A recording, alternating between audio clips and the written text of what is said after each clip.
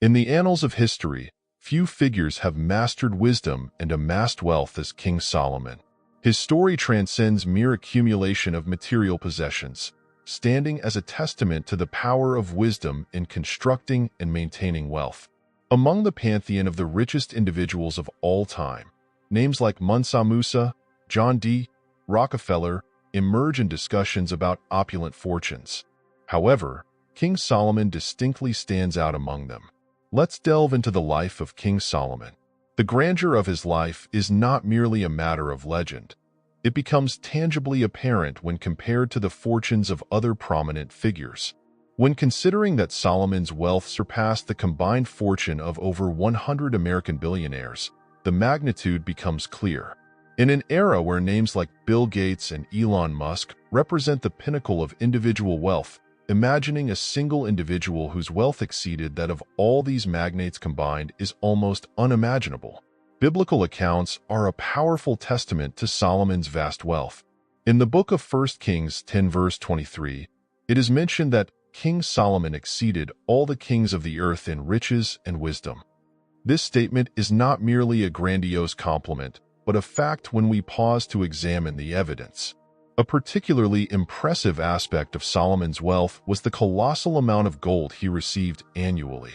According to historical texts, Solomon received about 25 tons of gold every year during his 40-year reign. To put this into modern perspective, where a ton of gold is valued at approximately $58 million, Solomon's annual income would be around $1.45 billion. Multiplying this amount by the duration of his reign, we arrive at a total of approximately $58 billion in gold alone. It's worth noting that this wealth was accumulated in a time where modern financial tools did not exist. Solomon's ability to accumulate and manage this wealth is a testament to his wisdom and financial acumen. Furthermore, it is important to note that Solomon's wealth was not limited to gold alone.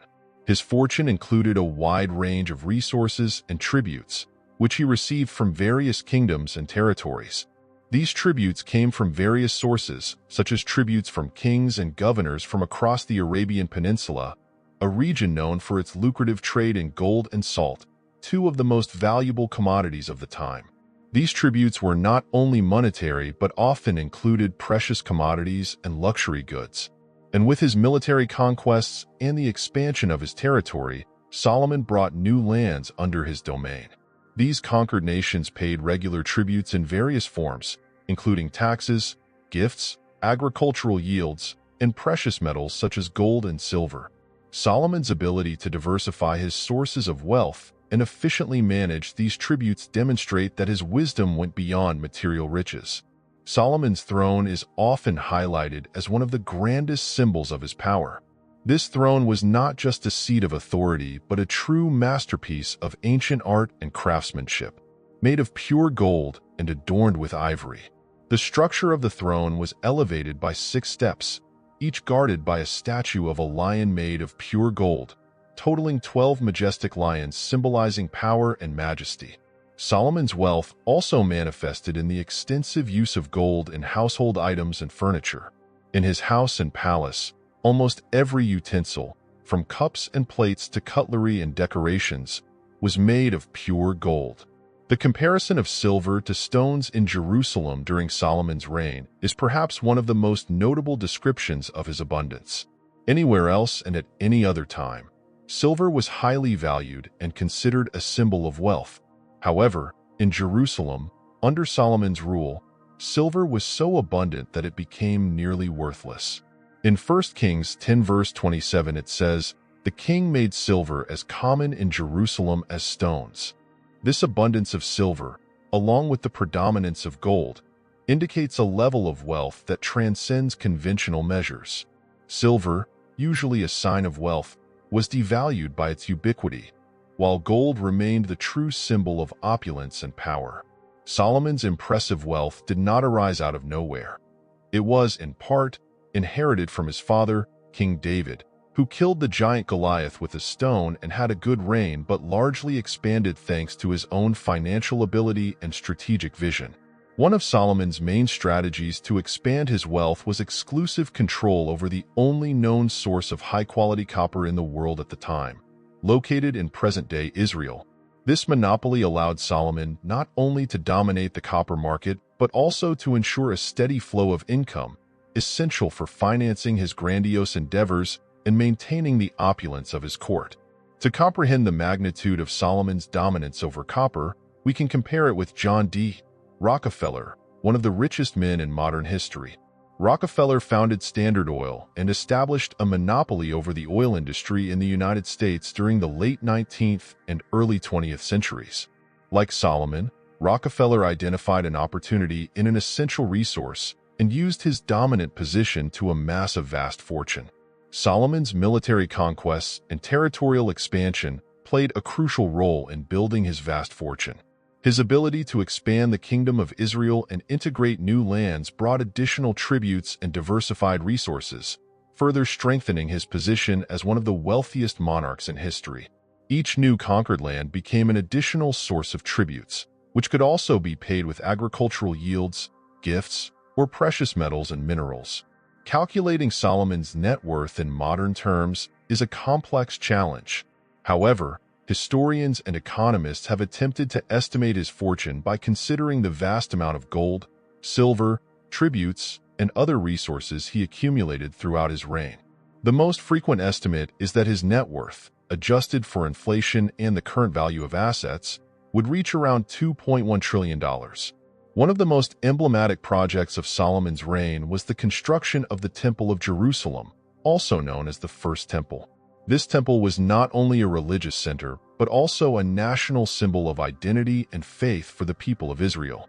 The construction of the temple was a monumental undertaking, involving thousands of workers, artisans, and high-quality materials.